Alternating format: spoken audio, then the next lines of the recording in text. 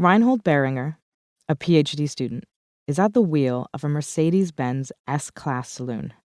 Behind him sit dignitaries he's picked up from Charles de Gaulle Airport. He guides the Benz onto the A1 autoroute towards Paris, flips a switch on the car's dashboard, and stops driving. The onboard computer is now in control, with 11 miniaturized cameras acting as its eyes, letting this driverless car pass others, change lanes, and maintain a safe distance from the vehicle ahead, all at speeds surpassing 130 kilometers per hour, 80 miles per hour, on public roads. Indeed, the other drivers on this motorway have no idea the car speeding by them is driven by a computer. This wasn't a 2020s feat by a Silicon Valley tech giant. It was 1994, and the driverless technology was developed by academics at a Munich university. Forget Google and Tesla and their famous CEOs. The first driverless car hit public roads thanks to a German scientist named Ernst Dickmanns. We've been dreaming about handing cars over to machines since we first took the wheel. There were mock-ups of systems that worked in the 1930s, vehicle guiding motorways in the 50s and 60s, Japanese computer vision driving in the 70s, Dickman's success in the 90s, and DARPA's challenges a decade later. While we feel at the precipice of driverless cars now, we've felt that way for decades, coming up on a century. However, exactly what we mean by driverless has shifted throughout the decades. Until recently, such automation was intended for motorway use only, taking the wheel at higher speeds but in more controlled road situations.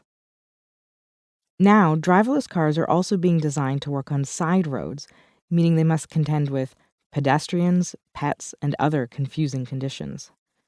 To differentiate, the American Society of Automotive Engineers, SAE, has developed an autonomy spectrum that begins at level 0 and goes up to level 5.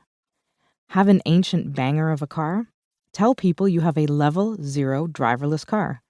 You're not lying. It simply means there's no driving automation at all, although such a car may nevertheless include handy features such as automatic emergency braking or lane departure warnings.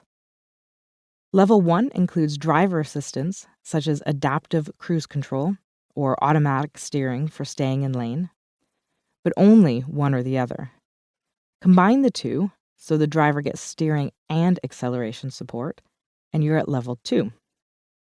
At these levels, the driver still needs to be actively managing the car all of the time, but software can offer support.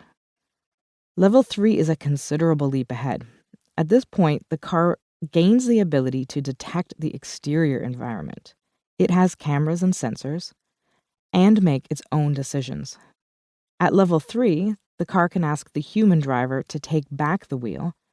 Think of Tesla's autopilot mode and Mercedes-Benz Drive Pilot. Level 4 is where a car can manage an entire journey, but only in specific situations. For example, driverless cars in San Francisco can only operate in limited areas. You can't take them to many parts of that city, let alone to Canada. And even if the cars don't have a human safety driver in the front seat, engineers will be watching and assisting remotely if the system is confused, perhaps by sudden extreme weather, a waving traffic cop, or a blocked junction.